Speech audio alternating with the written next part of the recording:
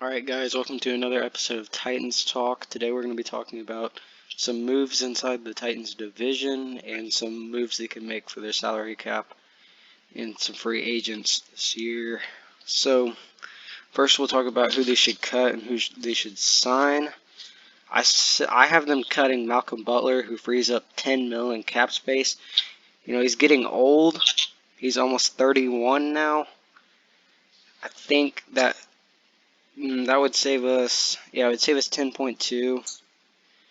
And do you think we should cut Butler, even though he was our best cornerback this year? It depends, obviously. If you're trying to have experience to develop the young guys, which I think they should keep Malcolm Butler, unless you're really going out to try and win now, which I think the Titans are. So honestly, you should probably cut him and go out in free agency and try to get some big name players. Yeah, I have us cutting him. We either have to cut him or Adoree Jackson. And I think Adoree Jackson's still young. He can still be developed. You know, he's really fast. If he can just work on his coverage and not get burnt, I think he'll be just fine. I also have us cutting Kenny Vaccaro. He's a good tackler, but he's getting up there in age, and we can probably fill someone else in with that spot and save a bunch of cap. We can save 5.4 million in cap space. I think it has to be done. What do you think? And I think it depends on it again with like the same thing with Malcolm Butler. It depends if you're trying to have a vet to develop the young guys, Yeah. or if you're trying to sell all your old guys and get your cap space open to sign some big name free agents like an Antonio Brown. Well, he's not really. He's a good player, but not really huge name or just big name free agents. Like I think they can if their contracts. I don't think they end after this season. Or I don't think this is their last season. I think they should keep. I think honestly they should keep them because to develop the young guys. This is not particularly a very strong free agency class. So Yeah. there is a lot of guys off the Buccaneers that are going into free agency, obviously Super Bowl team, but Yeah, they have a good amount of cap space, though. I think they can bring a bunch of guys back. yeah, but those guys are probably already signed. They want to win another chip. Yeah. They're going to make another run. So I think I would keep them and then dump them next season. They need to get young guys right now and then keep the old guys to develop them. So I took my notes a couple days ago. Adam Humphries has already been cut by the Titans. I said we should cut him. Unfortunately, I really like Adam Humphries. He was a really good slot player, but I think it had to be done. He's been injured the last 2 years, almost the entire year.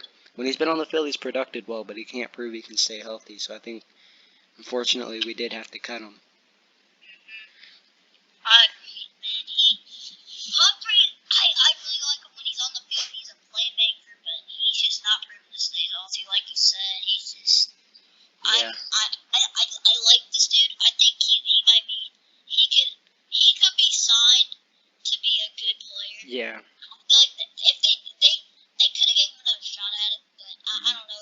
He just hasn't proven to be healthy. Now, at the time, this was before Isaiah Wilson came out and made a statement that he will not be coming back as a Titan. I said we should cut Dennis Kelly because he's taking up around 5 to 7 million cap space, and he's not a bad right tackle. He's not a good right tackle. He's just pretty mediocre. Thought maybe we could develop Isaiah Wilson, but he's not coming back, so I think we should keep him for now. Maybe go and try and draft someone in like the 3rd round. I think the Titans need to spend their first round pick again on an offensive lineman, but a guy that's proved he can stay out of trouble. Yeah. And I just think they need their O-line is mediocre right now. They lost Jack Conklin last offseason. Yeah. They screwed up a lot of their other picks on O-line, and they need to find the right offensive lineman that can stay committed to football. Now, right now, I think to free some more cap space, what I have us doing is restructuring Taylor Lewan and Kevin Byard's contract. They're both coming off of probably, Taylor Lewan was playing great before his injury, but Kevin Byard coming off one of his worst interception seasons. I believe he only had one. A great tackling season, over 100 tackles, but one of his worst interceptions in pass defense seasons of his career.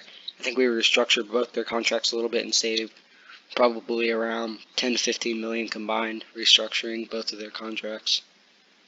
Yeah, I think that was the right move, restructuring the contracts, especially if they have really big seasons. You just robbed them. Yeah. Basically, that was a very smart move. Their GM, I think, is a really good GM. I think the difference can be how can Christian Fulton develop as a corner? How can him and Adoree Jackson develop as a quarterback? That's going to depend. If they can both develop this offseason and become pretty good quarterbacks, I think the Titans might have a shot next season. I agree. So now going into who we should re-sign, some big names here for the Titans. Now, I'm torn between a lot of these guys. I really, really, really want to bring back Desmond King. So I'm estimating we have around 28 million to 30 million in cap space if we cut all those guys that I said and restructure the contracts.